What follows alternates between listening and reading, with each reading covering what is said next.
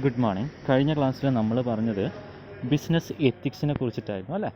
അപ്പോൾ business ethics എന്ന് പറയുന്നത് the application of general ethical rules to business behaviour എന്നാണ് നമ്മൾ പറയുന്നത്. അതായത് കൃത്യമായിട്ടൊരു what is right and what is wrong അല്ലേ, ബിസിനസ്സിനകത്ത് what is right and what is wrong എന്ന് തീരുമാനിക്കുന്നതിനെയാണ്, അല്ലെങ്കിൽ എന്താണ് ശരി എന്താണ് തെറ്റ് എന്ന് പറയുന്നതാണ് ഏത് പറയുന്നത്, നമ്മുടെ ബിസിനസ് എത്തിക്സ് എന്ന് പറയുന്നത്.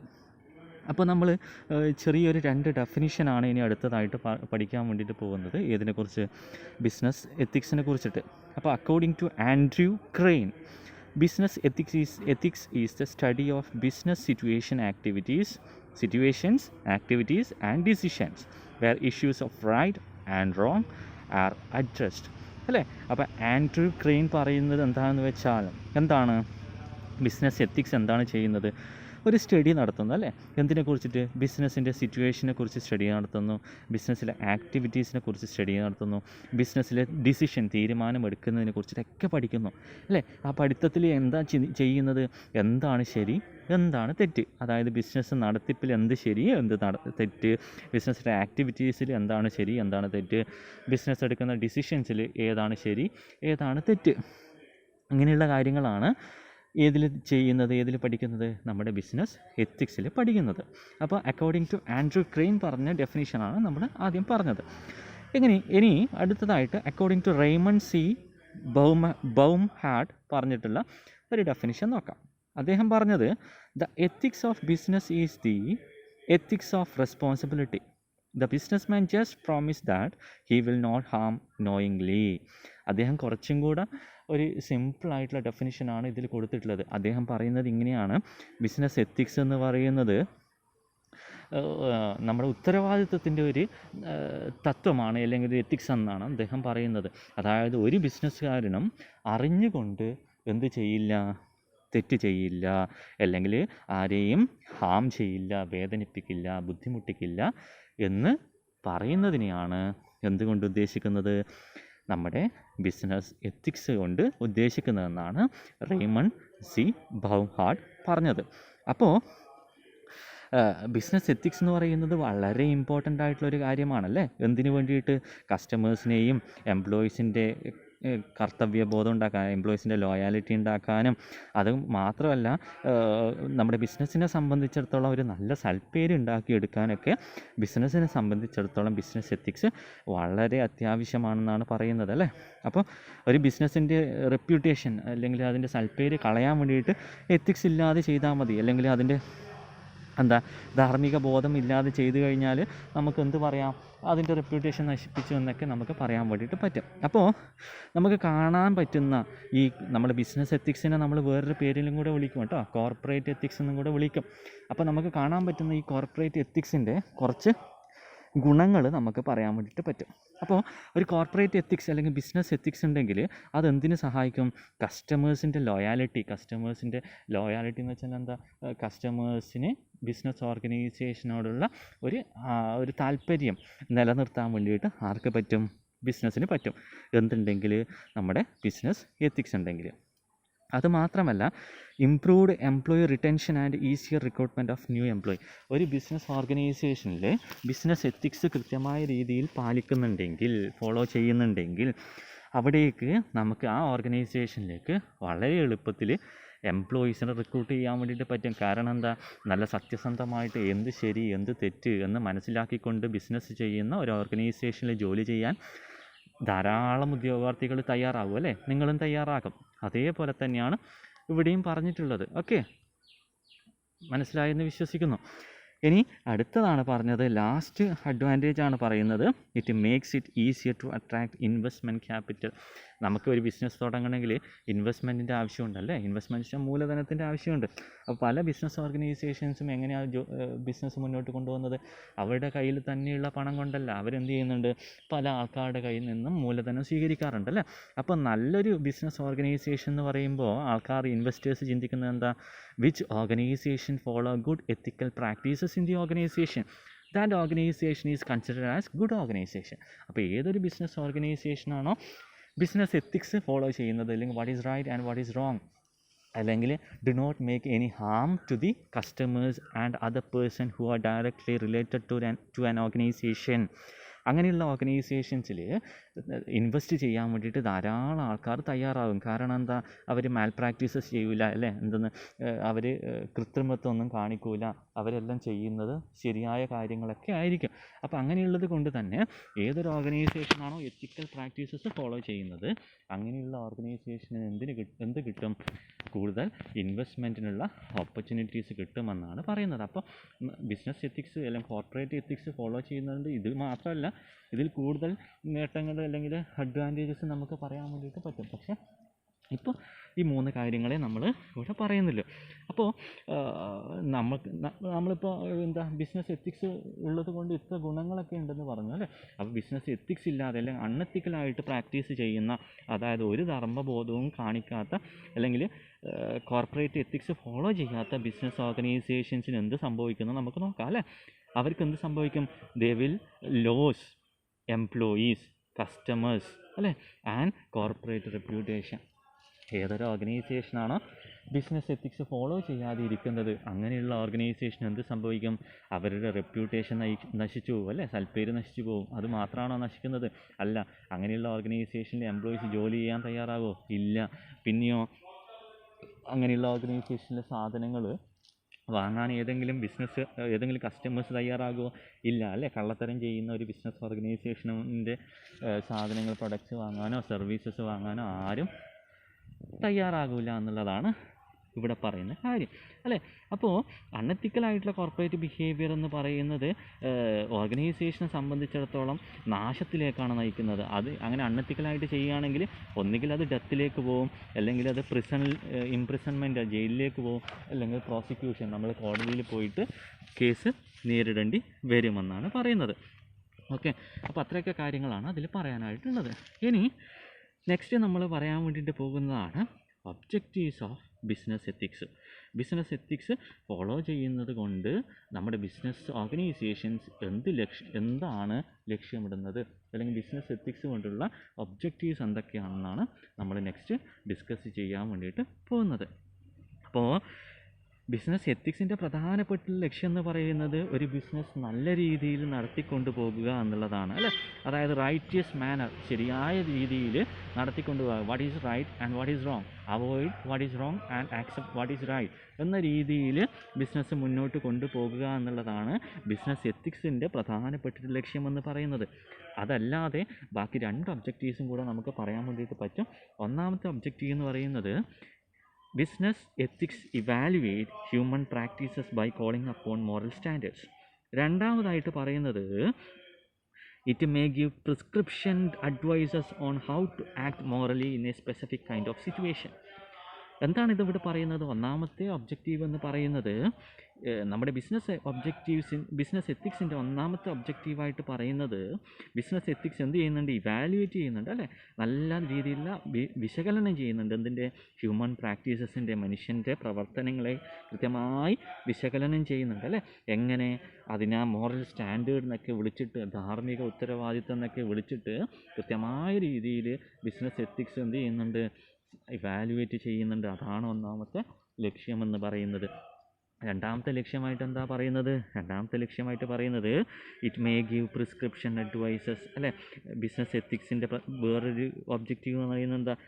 പ്രിസ്ക്രിപ്ഷൻ കൊടുക്കുക, അതായത് നിർദ്ദേശങ്ങൾ കൊടുക്കുക. എന്തിനുള്ള നിർദ്ദേശങ്ങൾ? എങ്ങനെയാണ് ശരിയായ രീതിയിൽ നമ്മളൊരു സാഹചര്യത്തിൽ പെരുമാറേണ്ടത് എന്ന് ഓർഗനൈസേഷന് പറഞ്ഞു കൊടുക്കലാണ് ആരുടെ രണ്ടാമത്തെ ഒബ്ജക്റ്റീവായിട്ട് പറയുന്നത്? നമ്മുടെ ബിസിനസ് എത്തിക്സിൻ്റെ രണ്ടാമത്തെ ഒബ്ജക്റ്റീവായിട്ട് പറയുന്നത്. ഓക്കെ, അപ്പോൾ നമ്മൾ ഈ 2 ഒബ്ജക്റ്റീവ്സ് പറഞ്ഞു അല്ലേ. അപ്പോൾ അതിൽ 2 ഒബ്ജക്റ്റീവ്സിൽ പറഞ്ഞതിൽ നമ്മൾ അനാലിസിസ് ആൻഡ് ഇവാലുവേഷൻ പറഞ്ഞില്ലേ. അപ്പോൾ എന്ത് ചെയ്യുന്നുണ്ട്? നമ്മുടെ അനാലിസിസ് ചെയ്യുന്നത് എന്താണ്? നമ്മുടെ പാസ്റ്റ് ഇവൻറ്റ്സ് അല്ലേ, അല്ലെങ്കിൽ ഇപ്പം നടക്കാൻ വേണ്ടി പോകുന്ന കാര്യങ്ങൾ, അല്ലെങ്കിൽ നമുക്ക് ചെയ്യേണ്ട സ്റ്റാൻഡേർഡ്സ് അല്ലേ, നമ്മുടെ മോറൽ വാല്യൂസ്, ഹാബിറ്റ്സ്, ഇതൊക്കെയാണ് എന്ത് ചെയ്യുന്നത്, ഇവാലുവേറ്റ് ചെയ്യുന്നത് കേട്ടോ. അങ്ങനെ ഇവാലുവേറ്റ് ചെയ്ത സമയത്ത് എന്ത് ചെയ്യുന്നുണ്ട്, പ്രസൻറ്റ് സിറ്റുവേഷൻ എന്താണ്, ഫ്യൂച്ചറിലെ ഇഷ്യൂസ് എന്താണ് എന്നൊക്കെ മനസ്സിലാക്കാൻ വേണ്ടിയിട്ട് പറ്റുന്നുണ്ട്. അപ്പോൾ ഇങ്ങനെ കിട്ടിയിട്ടുള്ള വെൽ എക്വിപ്ഡ് ആയിട്ടുള്ള ഇൻഫർമേഷൻ്റെ ബേസിൽ എന്ത് ചെയ്യാൻ വേണ്ടിയിട്ട് പറ്റും, നമുക്ക് നല്ല ഒബ്ജക്റ്റീവ് സെറ്റ് ചെയ്യാനും നല്ല ക്ലിയർ ആയിട്ട് അസസ് ചെയ്തിട്ട് നമുക്ക് ബാലൻസ്ഡ് ആയിട്ടുള്ള ഡിസിഷൻസ് എടുക്കാനൊക്കെ നമുക്ക് പറ്റുമെന്നുള്ളതാണ് പറയുന്നത്. ഏതിൻ്റെ സഹായത്തോടെയാണ് ഇതൊക്കെ സാധിക്കുന്നത്, നമുക്ക് സാധിക്കുന്നത് അനാലിസിസ് ആൻഡ് ഇവാലുവേഷൻ. ഇത് ഏതിലാണ് സഹായിക്കുന്നത്, ബിസിനസ് എത്തിക്സിൽ. ഇനി എത്തിക്കൽ ഡിലേമാസ് റിസോൾവ് ചെയ്യാൻ വേണ്ടി. എന്താ എത്തിക്കൽ ഡിലേമാസ് എന്ന് പറയുന്നത്, നമ്മുടെ ധാർമ്മികതയുമായി ബന്ധപ്പെട്ട കുറേ പ്രശ്നങ്ങളുണ്ടാകും ഭാവിയിൽ അല്ലേ. അപ്പോൾ അങ്ങനെയുള്ള കണ്ടീഷൻസ് വരുന്ന സമയത്ത് എന്ത് ചെയ്യാം, നമ്മുടെ ഓർഗനൈസേഷൻ്റെ വേരിയസ് സ്റ്റേക്ക് ഹോൾഡേഴ്സിന്, അതായത് അതുമായി ബന്ധപ്പെട്ട് കിടക്കുന്ന വിവിധ ആൾക്കാരെ കണ്ടുപിടിക്കുകയും എന്നിട്ടോ ഒരു ക്ലിയർ കട്ടായിട്ടുള്ള അണ്ടർസ്റ്റാൻഡിങ്ങിലൂടെ നമുക്കിങ്ങനെയുള്ള വിവിധ പ്രശ്നങ്ങൾ പരിഹരിക്കാൻ, അതായത് നമ്മുടെ ഓർഗനൈസേഷനുമായി ബന്ധപ്പെട്ട ഗവൺമെൻറ്, കസ്റ്റമേഴ്സ്, സപ്ലയേഴ്സ്, നമ്മുടെ എംപ്ലോയീസ്, അങ്ങനെയുള്ള ആൾക്കാരൊക്കെ കൂട്ടിച്ചേർത്തിരുത്തി നമുക്ക് ഭാവിയിൽ വരാൻ വേണ്ടി പോകുന്ന പ്രശ്നങ്ങൾ പരിഹരിക്കാൻ വേണ്ടിയിട്ട് പറ്റുമെന്നുള്ളതാണ് അവിടെ പറഞ്ഞിട്ടുള്ളത്. അപ്പോൾ പ്രധാനപ്പെട്ടുള്ള ഒബ്ജക്റ്റീവ് എന്ന് പറയുന്നത് ബിസിനസ് ശരിയായ രീതിയിൽ നടത്തിക്കൊണ്ടു പോകുക എന്നുള്ളതും, പിന്നീട് നമ്മുടെ ഹ്യൂമൻ പ്രാക്ടീസസ്, ഓർഗനൈസേഷനകത്തുള്ള ഹ്യൂമൻ പ്രാക്ടീസസ് കൃത്യമായി വിലയിരുത്തി മോറൽ സ്റ്റാൻഡേർഡ്സ് വെക്കുകയും, അതുകൂടാതെ ഒരു ബിസിനസ്സിലെ വിവിധ സാഹചര്യങ്ങളിൽ ശരിയായ രീതിയിൽ എങ്ങനെ പെരുമാറണമെന്ന് ഉപദേശിക്കുകയും ചെയ്യലാണ് ആരുടെ പ്രധാനപ്പെട്ടിട്ടുള്ള ഒബ്ജക്റ്റീവ് എന്ന് പറയുന്നത്, ബിസിനസ് എത്തിക്സിൻ്റെ പ്രധാനപ്പെട്ടിട്ടുള്ള ഒബ്ജക്റ്റീവ്സ് എന്ന് പറയുന്നത്. ഇനി നമുക്ക് ക്യാരക്ടറിസ്റ്റിക്സ് നോക്കാം. ബിസിനസ് എത്തിക്സിൻ്റെ പ്രധാനപ്പെട്ടുള്ള ക്യാരക്ടറിസ്റ്റിക്സ് എന്തൊക്കെ ചേർന്നാലാണ് ബിസിനസ് എത്തിക്സ് ആകുക എന്നുള്ളതാണ് നമ്മളിനി നോക്കാൻ വേണ്ടിയിട്ട് പോകുന്നത്. അതിലൊന്നാമത്തതാണ് ഡിസിപ്ലിൻ. ഡിസിപ്ലിൻ നമുക്ക് ചുരുക്കി പറയാം, ബിസിനസ് എത്തിക്സ് എന്ന് പറയുന്ന ഒരു ഡിസിപ്ലിനാണ് അല്ലേ. എന്ത് ചെയ്യാം, എന്ത് ചെയ്തുകൂടാ, what can do, what will not do അല്ലേ. എന്ത് ചെയ്യാം, എന്ത് ചെയ്തുകൂടാ എന്ന് പറയുന്നതിനെയാണ് നമ്മളെന്ത് പറയുന്നത്, ബിസിനസ് എത്തിക്സ് എന്ന് പറയുന്നത്. അപ്പോൾ ചുരുക്കി നമുക്ക് പറയാം ബിസിനസ് എത്തിക്സ് ആണ് ഡിസിപ്ലിൻ എന്ന് പറയാം. Why it is a discipline? Because business ethics are the principles how to govern an organization അല്ലേ. ഒരു ഓർഗനൈസേഷൻ എങ്ങനെ നമുക്ക് നടത്തിക്കൊണ്ടു പോകാം, അതുമായി ബന്ധപ്പെട്ടുള്ള കുറേ പ്രിൻസിപ്പിൾസ്, തത്വങ്ങളാണ് ഏതിൽ പറയുന്നത്, നമ്മുടെ ബിസിനസ് എത്തിക്സിൽ പറയുന്നത്. അപ്പോൾ ആ സെൻസിൽ നമുക്ക് എന്ത് പറയാം, ബിസിനസ് എത്തിക്സ് എന്ന് പറയുന്നത് ഒരു ഡിസിപ്ലിനാണെന്ന് പറയാം. അപ്പോൾ ബിസിനസ് എത്തിക്സ് വേണമെങ്കിൽ ശരിയായ രീതിയിൽ ഓർഗനൈസേഷനിൽ കൊണ്ടുവരണമെങ്കിൽ അവിടെ എന്ത് വേണമെന്നാണ് പറയുന്നത്, അവിടെ ഡിസിപ്ലിൻ ഉണ്ടാകണം. രണ്ടാമത്തെ ക്യാരക്ടറിസ്റ്റിക്സ് പറയുന്നത് it is art, science and both. Business ethics എന്ന് പറയുന്നത് ഒരു കലയാണ്, ഒരു ശാസ്ത്രമാണ്, ഇത് രണ്ടും കൂടിയതെന്നാണെന്ന് പറയുന്നു അല്ലേ. അതിൽ പറയുന്നത് എന്താ, അതിൽ പറയുന്ന കാര്യത്തിലേ ഉള്ളൂ, it's A science because the principles are determined on the basis of observation and experimentation അല്ലേ. ഈ ബിസിനസ് എത്തിക്സുമായി ബന്ധപ്പെട്ട് അല്ലെങ്കിൽ കോർപ്പറേറ്റ് എത്തിക്സുമായി ബന്ധപ്പെട്ട് ഉണ്ടായിട്ടുള്ള പ്രിൻസിപ്പൾസ്, നമ്മൾ ആദ്യത്തെ ക്യാരക്ടറിസ്റ്റിക്സിൽ പറഞ്ഞില്ലേ ബിസിനസ് എത്തിക്സ് എന്ന് പറയുന്നത് പ്രിൻസിപ്പളാണെന്ന് പറഞ്ഞില്ലേ.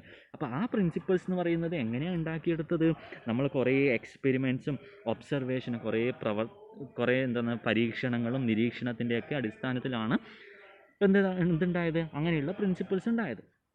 അപ്പോൾ അതുകൊണ്ട് അതിനെന്ത് വിളിക്കുന്നു, ബിസിനസ് എത്തിക്സിന് എന്ത് വിളിക്കുന്നു, അതൊരു സയൻസ് ആണെന്ന് വിളിക്കുന്നു. ഇനി അതിനെ സയൻസ് എന്ന് വിളിക്കുന്ന സമയത്ത് തന്നെ ആർട്ട് എന്ന് വിളിക്കുന്നുണ്ട്, ഒരു കലയാണെന്ന് വിളിക്കുന്നുണ്ട്.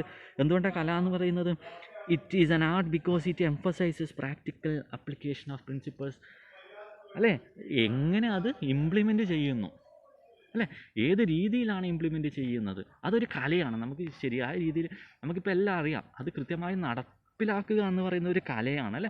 അപ്പോൾ ശരിയായ രീതിയിൽ ബിസിനസ് എത്തിക്സ് ഓർഗനൈസേഷനെ നടപ്പിലാക്കുന്നത് ഒരു കലയാണെന്നും അതിൻ്റെ പ്രിൻസിപ്പിൾസ് ഉണ്ടായത് റിസർച്ചിലെയും ഒബ്സർവേഷൻ്റെയും ബേസിലായതുകൊണ്ട് അതിനൊരു സയൻസ് ആണെന്നും വിളിക്കുന്നു. അപ്പോൾ ബിസിനസ് എത്തിക്സ് എന്ന് പറയുന്നത് ഒരു സയൻസാണ്, ആർട്ടാണ്, രണ്ടും കൂടിയതെന്നാണെന്ന് ക്യാരക്ടറിസ്റ്റിക്സിൽ പറയുന്നത്. ഇനി അടുത്തതാണ് പറയുന്നത് ഡൈനാമിക് ആണ്. ഡൈനാമിക് എന്ന് വെച്ചാൽ ചേഞ്ചിങ് ആണ് അല്ലേ. ബിസിനസ് എത്തിക്സ് എന്ന് പറയുന്നത് ചേഞ്ചിങ് ആണ്. അതെന്താ ഉദ്ദേശിക്കുന്നത്, continuously test the rules and moral standards എപ്പോഴും ബിസിനസ് എത്തിക്സിൻ്റെ സ്റ്റാൻഡേർഡ്സും അല്ലെങ്കിൽ റൂൾസ് എന്ന് പറയുന്നത് ഒരേപോലെ ആകില്ല. അതെന്ത് ചെയ്യുന്നുണ്ട്, കണ്ടിന്യൂസ്ലി ടെസ്റ്റ് ചെയ്യുന്നുണ്ട്. എന്തെങ്കിലും മാറ്റങ്ങൾ ആവശ്യമാണെങ്കിൽ ആ മാറ്റങ്ങൾ ഏതിൽ വരുന്നുണ്ട്, നമ്മുടെ ബിസിനസ് എത്തിക്സിൽ വരുന്നുണ്ട് എന്നുള്ളത് നമ്മൾ മനസ്സിലാക്കേണ്ട ഒരു കാര്യമാണ്. ഇനി അടുത്തതാണ് പറയുന്നത് ആൻ ആൻഷ്യൻ്റ് കൺസെപ്റ്റ് എന്നാണ് പറയുന്നത്. ആൻഷ്യൻ്റ് കൺസെപ്റ്റ് എന്താണ്? ആൻഷ്യൻ്റ് കൺസെപ്റ്റ്, ആൻഷ്യൻ്റ് എന്ന് വെച്ചാൽ പുരാതന കാലത്തുള്ള ഒരു ഒരു ഒരു കാഴ്ചപ്പാടാണ് ഇതെന്ന് പറയുന്നത്, ബിസിനസ് എത്തിക്സ് എന്ന് പറയുന്നത്. കാരണം എന്താ, നമ്മുടെ ഹ്യൂമൻ സിവിലൈസേഷൻ, മനുഷ്യരാശീൻ്റെ ഉത്ഭവം തൊട്ട് തന്നെ എന്തുണ്ട്, ബിസിനസ് എത്തിക്സ് ഉണ്ട് അല്ലെങ്കിൽ എത്തിക്സ് ഉണ്ട് എന്നുള്ളതാണ് വേറൊരു ക്യാരക്ടറിസ്റ്റിക്സ് ആയിട്ട് പറയുന്നത്. ഇനി തിയോളജിക്കൽ ബേസിസ്. എന്താ തിയോളജി എന്ന് വെച്ചാൽ? ദൈവശാസ്ത്രം എന്നാണ് കേട്ടോ തിയോളജീൻ്റെ ബേസ്, തിയോളജീൻ്റെ അർത്ഥം പറയുന്നത്. അപ്പോൾ ബിസിനസ് എത്തിക്സിൻ്റെ ബേസ് എന്താ? തിയോളജിയാണ്, ദൈവശാസ്ത്രം. ദൈവശാസ്ത്രം എന്ന് വെച്ചാൽ എന്താ? ദൈവത്തിൽ അർപ്പിതമാണ് എല്ലാ കാര്യങ്ങളും, ദൈവമാണ് ഏറ്റവും ഇമ്പോർട്ടൻ്റ് ആയിട്ടുള്ള കാര്യം എന്നൊക്കെ പറയുന്നതാണ് തിയോളജി പറയുന്നത്. അപ്പോൾ നമ്മുടെ ബിസിനസ് എത്തിക്സിൻ്റെ ബേസ്, അടിസ്ഥാനം എന്ന് പറയുന്നത് എന്താണ്? തിയോളജിയാണ്. തിയോളജിയിൽ ഏത് പ്രിൻസിപ്പിൾസാണ്? സിൻസിയറിറ്റി വെച്ചാൽ ആത്മാർത്ഥത, ഹ്യൂമൻ വെൽഫെയർ മനുഷ്യൻ്റെ ക്ഷേമം, സർവീസസ് സേവനം, ഗുഡ് ബിഹേവിയർ നല്ല പെരുമാറ്റം, ഇതിൻ്റെയൊക്കെ അടിസ്ഥാനത്തിൽ ഇതിൻ്റെയൊക്കെ ബേസിലാണ് ഏതുണ്ടായത്? ബിസിനസ് എത്തിക്സ് ഉണ്ടായതെന്നാണ് നമ്മൾ പറഞ്ഞു വരുന്നത്. ഇനി നെക്സ്റ്റ് ക്യാരക്ടറിസ്റ്റിക്സ് ആണ് പറയുന്നത് study of goals and means. അതായത് ബിസിനസ് എത്തിക്സ് എന്താ പഠിക്കുന്നത്? ലക്ഷ്യങ്ങളും അതിലേക്കെത്താനുള്ള മാർഗങ്ങളുമാണ് നോക്കുന്നത്. അതിലൂടെ ലക്ഷ്യങ്ങളും മാർഗങ്ങളും ആണ് കൃത്യമായിട്ട് ഏതിലൂടെ നോക്കുന്നത്? നമ്മുടെ ബിസിനസ് എത്തിക്സിലൂടെ പ്രധാനമായിട്ടും നമ്മൾ പഠിക്കുന്നതെന്നാണ് പറയുന്നത്. ഇനി നെക്സ്റ്റ് ക്യാരക്ടറിസ്റ്റിക്സ് ആണ് പറയുന്നത് based on social reality and customs. അതായത് ഈ ഏതെങ്കിലും വികാരത്തിൻ്റെ, അതായത് ദേഷ്യത്തിൻ്റെയോ പകയിൻ്റെയോ വെറുപ്പിൻ്റെയോ ഒന്നും അടിസ്ഥാനത്തിൽ അല്ലെങ്കിൽ അതിൻ്റെ എല്ലാം ബേസിലല്ല എന്തുണ്ടായത്, നമ്മുടെ ബിസിനസ് എത്തിക്സ് ഉണ്ടായത്. ഈ ബിസിനസ് എത്തിക്സ് ഉണ്ടായത് എന്താ? യാഥാർത്ഥ്യത്തിൻ്റെ ബേസിലാണല്ലേ.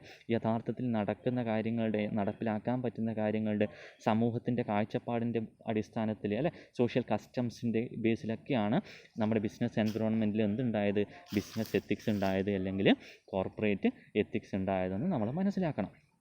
ഇനി റിലേറ്റിംഗ് ടു ഹ്യൂമൻ ആസ്പെക്ട്സ് അല്ലേ. അപ്പോൾ പ്രധാനമായിട്ടും കോർപ്പറേറ്റ് എത്തിക്സ് ആരുമായി ബന്ധപ്പെട്ടതാണ്? ഹ്യൂമൻ ബീയിങ്സുമായി ബന്ധപ്പെട്ട, മനുഷ്യനുമായി ബന്ധപ്പെട്ടതാണ്. ഇത് പറയുന്നത് നമ്മുടെ കോർപ്പറേറ്റ് എത്തിക്സ് അല്ലെങ്കിൽ ബിസിനസ് എത്തിക്സ് എന്ന് പറയുന്നത് ഒരിക്കലും ജന്തുക്കളുമായി ബന്ധപ്പെട്ടതല്ല എന്ന് പറയുന്നത് ബിസിനസ് എത്തിക്സ് എന്ന് പറയുന്നത്. അപ്പോൾ അതുതന്നെയാണ് ഇവിടെയും പറയുന്നത് അല്ലേ. മനുഷ്യൻ അവൻ്റെ തീരുമാനങ്ങൾ, അവൻ ചെയ്യുന്ന കാര്യങ്ങളുടെ അവൻ്റെ പെരുമാറ്റം അല്ലേ, അവൻ്റെ പ്രവർത്തനങ്ങൾ, ഇതൊക്കെ ഇതുമായി ബന്ധപ്പെട്ടിട്ടൊക്കെയാണ് എന്തുള്ളത്, നമ്മുടെ കോർപ്പറേറ്റ് എത്തിക്സ് അല്ലെങ്കിൽ ബിസിനസ് എത്തിക്സ് ഉള്ളതെന്ന് നമ്മൾ മനസ്സിലാക്കണം. ഇനി നെക്സ്റ്റ് ഒരു ക്യാരക്ടറിസ്റ്റിക്സ് ആണ് യൂണിവേഴ്സൽ അപ്ലിക്കേഷൻ എന്ന് പറയുന്നത് അല്ലേ. നമ്മളെ കോർപ്പറേറ്റ് എത്തിക്സ് അല്ലെങ്കിൽ ബിസിനസ് എത്തിക്സ് നമ്മൾ യൂണിവേഴ്സലി അക്സെപ്റ്റഡ് ആയിട്ടുള്ള ഒരു കൺസെപ്റ്റ് എന്നാണ് പറയുന്നത്. ഏത് സ്ഥലത്തൊക്കെ, ഏത് രാജ്യത്തൊക്കെ, ഏത് ഭൂഖണ്ഡത്തിലൊക്കെ ബിസിനസ് ഉണ്ടോ അവിടെയൊക്കെ എന്തുണ്ട്, ലോകത്തിൻ്റെ എല്ലാ ഭാഗത്തുള്ള എല്ലാ ബിസിനസ് ഓർഗനൈസേഷൻസിലും എന്ത് ഫോളോ ചെയ്യുന്നുണ്ട്? ബിസിനസ് എത്തിക്സ് ഫോളോ ചെയ്യുന്നുണ്ട് എന്നുള്ള കാര്യം നമ്മൾ മനസ്സിലാക്കി വെക്കണം അല്ലേ. ഇനി നെക്സ്റ്റ് പറയുന്നത് ഡെവലപ്സ് പേഴ്സണൽ ഡിഗ്നിറ്റി. നമ്മുടെ വ്യക്തിത്വം കൂടുമെന്നാണ് പറയുന്നത്. ഏതുണ്ടെങ്കിൽ നമ്മുടെ ബിസിനസ് എത്തിക്സ് ഉണ്ടെങ്കിൽ നമ്മുടെ വ്യക്തിത്വം കൂടുമെന്നാണ് പറയുന്നത് അല്ലേ.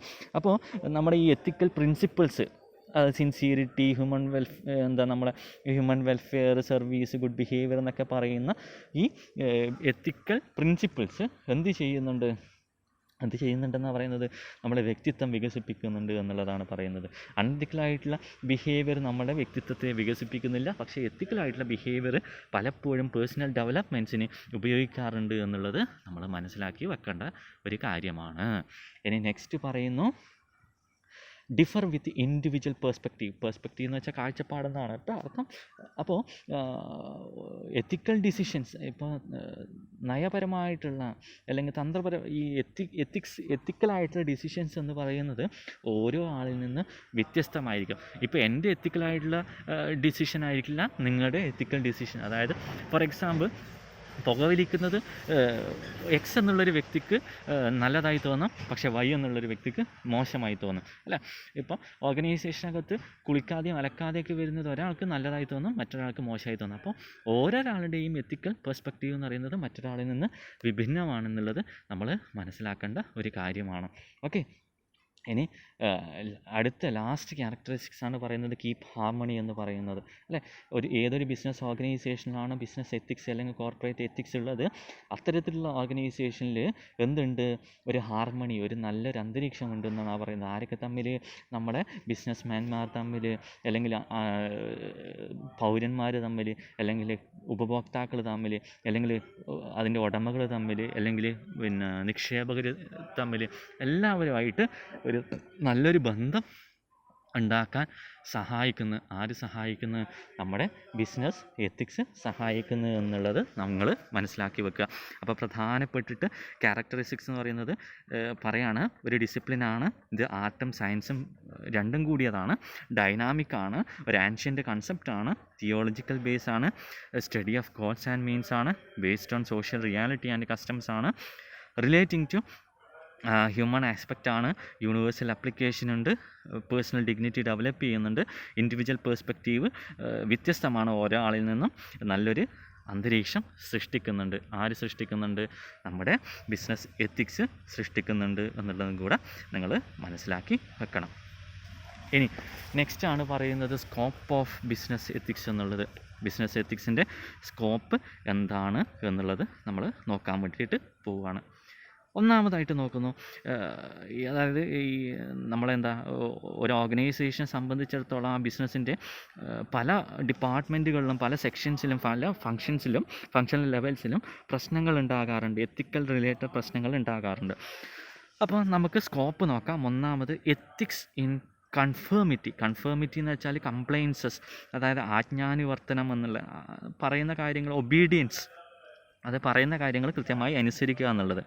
So an ethical climate in an organisation ensures that compliances with law is fuelled by a desire to abide by the laws. അതായത് ഏതൊരു ഓർഗനൈസേഷനിലാണോ എത്തിക്കൽ ബിഹേവിയർ ഉള്ളത്, അല്ലെങ്കിൽ കോർപ്പറേറ്റ് എത്തിക്സ് ഏതൊരു ഓർഗനൈസേഷനാണോ ഉള്ളത്, ആ ഓർഗനൈസേഷനിൽ എന്തുണ്ട് എന്നാണ് പറയുന്നത്? അവിടുത്തെ ആൾക്കാരെല്ലാം നിയമപരമായിട്ട് എല്ലാ കാര്യങ്ങളും അനുസരിക്കുന്നുണ്ട്, നിയമം പറയുന്ന എല്ലാ കാര്യങ്ങളും ചെയ്യുന്നുണ്ട്, നിയമപരമല്ലാത്ത ഒരു കാര്യവും ചെയ്യുന്നില്ല എന്നുള്ളത് ഉറപ്പാണ്. എങ്ങനെയാണെങ്കിൽ ഏതൊരു ഓർഗനൈസേഷനിലാണോ എത്തിക്കൽ പ്രാക്ടീസസ് അല്ലെങ്കിൽ കോർപ്പറേറ്റ് എത്തിക്സ് ഫോളോ ചെയ്യുന്നത് അല്ലെങ്കിൽ നിലനിൽക്കുന്നത്, അത്തരത്തിലുള്ള ഓർഗനൈസേഷനിൽ അവിടെയുള്ള എംപ്ലോയീസൊക്കെ ഇങ്ങനെയുള്ള കാര്യങ്ങൾ, നിയമപരമായിട്ടുള്ള എല്ലാ കാര്യങ്ങളും അനുസരിക്കുന്നുണ്ട് എന്നുള്ളത് ഉറപ്പുവരുത്തണം. ഇനി നമുക്ക് പറയാൻ വേണ്ടിയിട്ട് പറ്റുന്ന കാര്യം, എത്തിക്സ് ഇൻ കൺഫേമിറ്റി കഴിഞ്ഞാൽ എത്തിക്സ് ഇൻ ഫിനാൻസ്. അതായത് എല്ലാ ബിസിനസ് ഓർഗനൈസേഷനും ഫിനാൻസ് ഡിപ്പാർട്ട്മെൻറ്റ് ഉണ്ടല്ലേ. അപ്പോൾ ഓരോ ഓർഗനൈസേഷൻ്റെയും ഫിനാൻസ് ഡിപ്പാർട്ട്മെൻറ്റിൽ നമുക്ക് പ്രതീക്ഷിക്കാൻ വേണ്ടി പറ്റുന്ന എത്തിക്സ് എന്താണ്? ഏത് തരത്തിലുള്ള ധർമ്മമാണ്? എത്തിക്സ് എന്ന് വെച്ചാൽ ധർമ്മം എന്നല്ലേ, ധർമ്മമാണ് ഫിനാൻസിൽ നമ്മൾ കാണിക്കേണ്ടത്, അല്ലേ? അപ്പോൾ പലതരത്തിലുള്ള അൺഎത്തിക്കലായിട്ടുള്ള പ്രാക്ടീസസ് നമുക്ക് ഫിനാൻസ് ഡിപ്പാർട്ട്മെൻറ്റിൽ കാണാൻ വേണ്ടിയിട്ട് പറ്റും, അല്ലേ? അത് ഏതൊക്കെയാണെന്ന് നോക്കാം. ഒന്ന്, in accounting the main ethical issues R window dressing and misleading financial analysis. Misleading financial analysis എന്ന് പറഞ്ഞാൽ എന്താ? ആൾക്കാരെ തെറ്റിദ്ധരിപ്പിക്കുന്ന രീതിയിൽ നമ്മുടെ ഫിനാൻഷ്യൽ സ്റ്റേറ്റ്മെൻറ്റ് കാണിക്കുക. വിൻഡോ ഡ്രസ്സിങ് എന്ന് വെച്ചാൽ എന്താ? ഇപ്പോൾ ഫിനാൻഷ്യലി എൻഡിങ് ഒക്കെ ആവും അല്ലേ, 1 ഏപ്രിൽ ടു 31 മാർച്ചിലേ വരുന്നത്. അപ്പോൾ ആ സമയമാകുമ്പോൾ 1 ഏപ്രിലല്ല, 31 മാർച്ചൊക്കെ ആവുന്ന സമയത്ത് എല്ലാ ഓർഗനൈസേഷൻസും എന്ത് ചെയ്യും? ഒരു ഫേക്കായിട്ടുള്ള ഫിനാൻഷ്യൽ സ്റ്റേറ്റ്മെൻറ്റ് ഉണ്ടാക്കും. എന്തിനാണ് ഫേക്കായിട്ടുള്ള ഫിനാൻഷ്യൽ സ്റ്റേറ്റ്മെൻറ്റ് ഉണ്ടാക്കുന്നത്? നമ്മുടെ ഓർഗനൈസേഷനിൽ കൂടുതൽ പ്രോഫിറ്റ് ഉണ്ട്, നമ്മുടെ ഓർഗനൈസേഷൻ നല്ലതാണ്, അപ്പോൾ കസ്റ്റമേഴ്സിനെ അട്രാക്റ്റ് ചെയ്യാൻ വേണ്ടിയിട്ട് അങ്ങനെ ഒരു ഫിനാൻഷ്യൽ സ്റ്റേറ്റ്മെൻറ്റ് ഉണ്ടാക്കിയിട്ട് ഒരു റിപ്പോർട്ടാക്കിയിട്ട് അത് സബ്മിറ്റ് ചെയ്യും. അപ്പോൾ അത് നമുക്ക് ഫിനാൻസ് ഡിപ്പാർട്ട്മെൻറ്റിൽ കാണാൻ വേണ്ടി പറ്റുന്ന ഒരു പ്രശ്നമാണ്. ഇനി രണ്ടാമത്തെ പ്രശ്നമാണ് ബ്രൈബറി വെച്ചാൽ കോഴ വാങ്ങൽ. കിക്ക് ബാക്സ് വെച്ചാൽ കൈക്കൂലി വാങ്ങൽ. ഓവർ ബില്ലിംഗ് ഓഫ് എക്സ്പെൻസസ്, അതായത് 100 രൂപേൻ്റെ ചിലവ് വന്നു കഴിഞ്ഞാൽ 500 രൂപയാണ് അതിനായതെന്ന് പറഞ്ഞ് ചിലവ് എഴുതി വാങ്ങിക്കും. ഇന്ന് 100 രൂപ അവിടെ വെച്ചിട്ട് ബാക്കി 400 അയാളുടെ കയ്യിൽ വെക്കും, അല്ലേ? പിന്നെ ഫെസിലിറ്റേഷൻ പേയ്മെൻറ്റ്, ഇല്ലാത്ത ആൾക്കാരുടെ പേരിൽ പേയ്മെൻറ്റ് നടത്തി എന്ന് പറഞ്ഞിട്ട് ബില്ലുകൾ തയ്യാറാക്കുന്ന രീതി. ഓക്കെ, അപ്പോൾ അങ്ങനെയുള്ള ഫാൾസ് ആയിട്ടുള്ള അല്ലെങ്കിൽ മിസ്ലീഡിങ് ആയിട്ടുള്ള കാര്യങ്ങൾ ഏത് ഡിപ്പാർട്ട്മെൻറ്റിൽ നമുക്ക് കാണാൻ വേണ്ടിയിട്ട് പറ്റും? ഫിനാൻസ് ഡിപ്പാർട്ട്മെൻറ്റിൽ നമുക്ക് കാണാൻ വേണ്ടിയിട്ട് പറ്റും. അത് മാത്രമല്ല ഫേക്ക് റീഇംബേഴ്സ്മെൻറ്റ്സ്, അതായത് നമ്മളിപ്പോൾ എക്സ് എന്നുള്ള ഒരാൾക്ക് 3 ലക്ഷം രൂപ കൊടുക്കാനുണ്ട്. അപ്പോൾ ഇങ്ങനെ പറയുകയാണ്, നമ്മൾ 3 ലക്ഷം രൂപ എക്സ് എന്നുള്ള ഒരാൾക്ക് കൊടുത്തു എന്ന് പറയുന്നത്. അതായത് തെറ്റായ തിരിച്ചടവുകൾ അത് ഓർഗനൈസേഷൻ്റെ ഫിനാൻസ് ഡിപ്പാർട്ട്മെൻറ്റിൽ നടക്കാവുന്നതാണ്. Related party transactions not at arm's length. Okay, അതായത് ഇപ്പോൾ നമുക്ക് ദൂരത്തെ ആൾക്കാർക്ക് ഇത്ര പേയ്മെൻറ്റ് കൊടുക്കാനുണ്ടെന്നൊക്കെ കള്ളം പറഞ്ഞിട്ട് കൊടുക്കുന്നത്. ഇൻസൈഡർ ട്രേഡിംഗ്, അതായത് ബിസിനസ്സിനകത്ത് തന്നെ എന്ത് ചെയ്യുന്നത്, വ്യാപാരം നടത്തുന്നത്. Securities fraud leading to manipulation of the financial market, അതായത് നമ്മുടെ ഫിനാൻസ് ഡിപ്പാർട്ട്മെൻറ്റിൻ്റെ സെക്യൂരിറ്റി ബ്രീച്ച് ഉണ്ടാക്കുക. എക്സിക്യൂട്ടീവ് കോമ്പൻസേഷൻ, ഹയർ ലെവൽ അതോറിറ്റിക്ക് 1 ലക്ഷം കൊടുക്കേണ്ടടുക്ക 3 ലക്ഷം കൊടുത്തു എന്നൊക്കെ പറഞ്ഞ് പണം തട്ടുന്ന പരിപാടി. അതൊക്കെ ഇവിടെ നടക്കുന്നുണ്ട്, ഫിനാൻസ് ഡിപ്പാർട്ട്മെൻറ്റിൽ നടക്കുന്ന കാര്യങ്ങളാണ്. അപ്പോൾ ഇതൊക്കെ എത്തിക്കലായിട്ടുള്ള പ്രാക്ടീസസ് അല്ല, അൺഎത്തിക്കലായിട്ടുള്ള പ്രാക്ടീസസ് ആണെന്നാണ് നമ്മൾ പറഞ്ഞു വരുന്നത്. ഇനി എത്തിക്സ് ഇൻ ഹ്യൂമൻ റിസോഴ്സസ്, അത് വളരെ ഇമ്പോർട്ടൻ്റ് ആയിട്ടുള്ള വേറൊരു കാര്യമാണ് എത്തിക്സ് ഇൻ ഹ്യൂമൻ റിസോഴ്സസ് എന്ന് പറയുന്നത്. അപ്പോൾ എത്തിക്സ് ഇൻ ഹ്യൂമൻ റിസോഴ്സസ് പറയുന്ന സമയത്ത് നമ്മുടെ ഹ്യൂമൻ റിസോഴ്സ് മാനേജ്മെൻറ്റുമായി ബന്ധപ്പെട്ട പ്ലേസിൽ അല്ലെങ്കിൽ ഹ്യൂമൻ റിസോഴ്സ് ഡിപ്പാർട്ട്മെൻറ്റിൽ ബിസിനസ് എത്തിക്സിന് വളരെ പ്രാധാന്യം അർഹിക്കുന്ന ഡിപ്പാർട്ട്മെൻറ്റാണ് HRM എന്ന് പറയുന്നത്, അല്ലേ? അപ്പോൾ ഈ HR സ്പെഷ്യലിസ്റ്റ് എന്ന് പറയുന്ന ആരാ? The person who is very well known in HR, അല്ലേ? അല്ലെങ്കിൽ the person who have very much knowledge and skill in HR handling, അല്ലേ? ഹ്യൂമൻ റിസോഴ്സിനെ ഹാൻഡിൽ ചെയ്യുന്നതിൽ വളരെ നല്ല കഴിവും നൈപുണ്യമൊക്കെ ഉള്ള അറിവൊക്കെ ഉള്ള ആൾക്കാരെയാണ് നമ്മൾ HR സ്പെഷ്യലിസ്റ്റ് എന്ന് പറയുന്നത്. അപ്പോൾ ഈ HR സ്പെഷ്യലിസ്റ്റിനെ സംബന്ധിച്ചിടത്തോളം ബിസിനസ് എത്തിക്സ് എന്ന് പറയുന്നത് ഒരു ക്രൂഷ്യലായിട്ടുള്ള ഒരു കീ ഇഷ്യൂ ആണ്, ഒരു കീ ഫാക്ടർ എന്നാണ് പറയുന്നത്. അപ്പോൾ ഈ HR-മായി ബന്ധപ്പെട്ട് പലതരത്തിലുള്ള എത്തിക്കൽ ഇഷ്യൂസും നമുക്ക് പ്രകടമായി കാണാൻ വേണ്ടിയിട്ട് പറ്റുന്നുണ്ട്, അല്ലേ? നല്ല രീതിയിലുള്ള എംപ്ലോയർ റിലേഷൻഷിപ്പ്, അല്ലേ? ആര് ഏത് സമയത്ത് ഏത് ഡ്യൂട്ടീസ് എടുക്കണം, അല്ലേ? അല്ലെങ്കിൽ എംപ്ലോയീസിൻ്റെ ഇടയിൽ അങ്ങനെയുള്ള പല പ്രശ്നങ്ങളും ഉണ്ട്. അപ്പോൾ എത്തിക്കൽ റിലേറ്റഡ് ആയിട്ടുള്ള ഹ്യൂമൻ റിസോഴ്സ് ഡിപ്പാർട്ട്മെൻറ്റുമായി ബന്ധപ്പെട്ട പല പ്രശ്നങ്ങളും നമുക്ക് കാണാൻ വേണ്ടി പറ്റും. അൺഎത്തിക്കലായിട്ടുള്ള പ്രശ്നങ്ങൾ അത് ഏതൊക്കെയാണെന്ന് നമുക്ക് നോക്കാം. ഒന്ന്, ഡിസ്ക്രിമിനേഷൻ ഇഷ്യൂസ്, അതായത് നിങ്ങളുടെ വയസ്സിൻ്റെ പേരിലും നിങ്ങളുടെ ലിംഗത്തിൻ്റെ പേരിലും നിങ്ങളുടെ ജാതിൻ്റെ പേരിലും നിങ്ങളുടെ കളറിൻ്റെ പേരിലും നിങ്ങളുടെ ഹൈറ്റിൻ്റെയും വെയ്റ്റിൻ്റെയും ഒക്കെ പേരിൽ വേർതിരിവ് കാണിക്കുന്നത് HR ഡിപ്പാർട്ട്മെൻറ്റിൽ ഉള്ള ഒരു കാര്യം തന്നെയാണ്. അത് വലിയൊരു പ്രശ്നമാണ്, ഒരു അൺഎത്തിക്കലായിട്ടുള്ള കാര്യമാണ് ഡിസ്ക്രിമിനേഷൻ എന്ന് പറയുന്നത്. സെക്ഷുവൽ ഹരാസ്മെൻറ്റ്, അതായത് ഇപ്പോൾ സ്ത്രീകളെ പീഡിപ്പിക്കുന്നത്, വനിതകളെ പീഡിപ്പിക്കുന്നത്, അങ്ങനെയുള്ള കാര്യങ്ങളൊക്കെ നടക്കുന്നത്, അത് ഒരു അൺഎത്തിക്കലായിട്ടുള്ള ഇഷ്യൂ ആണ്. Issues adjoining the representation of employees and democratisation of the work place, trade unionism, അതായത് യൂണിയൻകാരുടെ അമിതമായിട്ടുള്ള ഇടപെടലുകൾ, ജനാധിപത്യവൽക്കരണം ഓർഗനൈസേഷനകത്ത് നടക്കാത്തത്, തീരുമാനം എടുക്കുന്നില്ലെങ്കിൽ ബോർഡ് ഓഫ് മെമ്പേഴ്സിലേക്കൊക്കെ നമ്മുടെ എംപ്ലോയീസിൻ്റെ പാർട്ടിസിപ്പേഷൻ ഇല്ലാത്തത്, ഇതൊക്കെ അൺഎത്തിക്കലായിട്ടുള്ള പ്രാക്ടീസസ് ആണ് ഓർഗനൈസേഷനെ സംബന്ധിച്ചിടത്തോളം. നെക്സ്റ്റ് പറയുന്ന കാര്യം നമ്മളെ എന്താണ്, issues affecting the privacy of the employees such as work place surveillance and drug testing, അതായത് നമ്മുടെ ജോലി സ്ഥലത്ത് എംപ്ലോയീസിനെ സംബന്ധിച്ച് അവരുടെ സുരക്ഷിതമില്ലായ്മ, അല്ലെങ്കിൽ അവരുടെ സ്വാതന്ത്ര്യത്തിൻ്റെ മുകളിൽ അമിതമായിട്ടുള്ള കടന്നുകയറ്റങ്ങളൊക്കെ ഉണ്ടാകാറുണ്ട്. അതായത് സർവൈലൻസ് ക്യാമറ വെക്കുക സ്ത്രീകളുടെ ജോലി സ്ഥലത്ത്, ഡ്രഗ് ടെസ്റ്റ് ഇടയ്ക്കിടയ്ക്ക് ചെയ്തുകൊണ്ടിരിക്കുക, അങ്ങനെയുള്ള കാര്യങ്ങൾ. ഇനി issues affecting the privacy of the employer, namely whistle blowing, അതായത് ഇപ്പോൾ എല്ലാ ആൾക്കാർക്കും ഓരോ ആളുടെയും അവർക്ക് വ്യക്തി സ്വാതന്ത്ര്യമുണ്ട്, അല്ലേ? പേഴ്സണൽ ലൈഫുണ്ട്. അപ്പോൾ അതിലേക്കൊക്കെയുള്ള കടന്നുകയറ്റങ്ങൾ ഓർഗനൈസേഷനിൽ ധാരാളം സംഭവിക്കാറുണ്ട്. അപ്പോൾ അങ്ങനെയുള്ള പ്രശ്നങ്ങൾ ഓർഗനൈസേഷൻ ഉണ്ടാകാറുണ്ട്. ഇനി issues relating to the fairness of the employment contract and the balance of power between employer and employee. ചില ഓർഗനൈസേഷൻസ് നടക്കുന്ന കാര്യമാണ് തെറ്റായ രീതിയിൽ തൊഴിലാളികൾ എടുക്കുക, അർഹതയില്ലാത്ത എംപ്ലോയീസിനെ സ്വാധീനത്തിൻ്റെ പേരിൽ എടുക്കുന്നത്, എംപ്ലോയർ ചെയ്യേണ്ട കാര്യങ്ങൾ എംപ്ലോയീസിന് വീതിച്ചു കൊടുക്കുന്നത്, അങ്ങനെയുള്ള കാര്യങ്ങളൊക്കെയുണ്ട്. പിന്നെ ഒക്കുപ്പേഷണൽ സേഫ്റ്റി ആൻഡ് ഹെൽത്ത്, ജോലിക്ക് സ്ഥിരതയില്ലായ്മ, അപകടകരമായ സാഹചര്യത്തിൽ ജോലി ചെയ്യാൻ പ്രേരിപ്പിക്കൽ, അപ്പോൾ അങ്ങനെയുള്ള കാര്യങ്ങളും എന്തുതന്നെയാണ് എംപ്ലോയിയെ സംബന്ധിച്ചിടത്തോളം അൺഎത്തിക്കലായിട്ടുള്ള പ്രാക്ടീസസ് ആണെന്ന് നമുക്ക് മനസ്സിലാക്കാൻ വേണ്ടിയിട്ട് സാധിക്കണം. ഓക്കെ.